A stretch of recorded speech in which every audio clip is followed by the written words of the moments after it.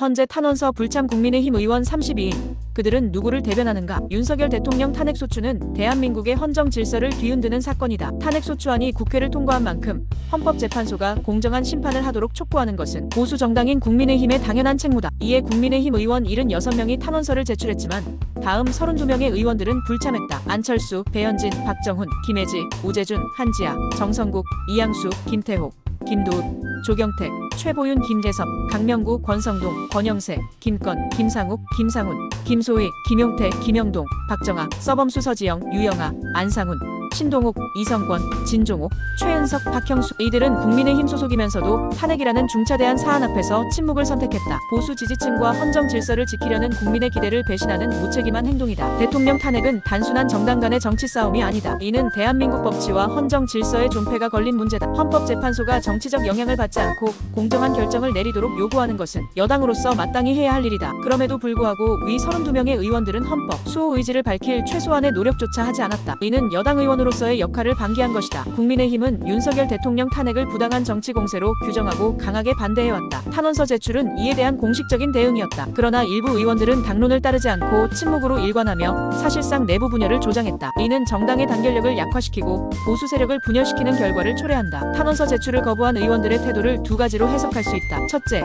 이들은 대통령 탄핵에 대한 본인의 입장이 모호하거나 탄핵에 동조하는 숨은 의도를 가졌을 가능성이 있다. 둘째, 차기 총선을 앞두고 본인의 정치적 생존을 위해 보수 지지층과 반보수 진영 사이에서 이득을 보려는 기회주의적 행태를 보이고 있는 것이다. 어느 쪽이든 원칙과 소신이 없는 무책임한 행동임은 분명하다. 윤석열 대통령 탄핵에 대한 보수층의 반발은 거세다. 국민의힘은 보수 유권자들의 뜻을 대변하는 정당이다. 그러나 탄원서 제출을 거부한 32명의 의원들은 보수 유권자들의 기대를 저버렸다. 이는 총선에서 보수 지지층의 신뢰를 잃는 결과를 초래할 것이다. 국민들은 누가 진짜 보수인가를 판단할 것이며 당을 배신한 의원들에게 표를 주지 않을 것이다. 국민의힘은 단호한 조치를 해야 한다. 탄원서 제출을 거부한 32명의 의원들은 명확한 입장을 밝히지 않았다. 대통령 탄핵이라는 국가적 위기 앞에서 방관자로 남았다. 국민의힘은 이들의 행동을 엄중히 인식하고 당론을 따르지 않는 인사들에 대한 내부 정리를 고려해야 한다. 보수 정치인은 소신과 원칙을 지켜야 한다. 탄핵이 부당하다고 생각한다면 이에 대한 입장을 명확히 밝혀야 한다. 탄원서 제출조차 하지 않는 것은 비겁한 행동이며 당을 분열시키고 보수의 기반을 약화시키는 행위다. 헌정 질서를 수호해야 할 중대한 시점에서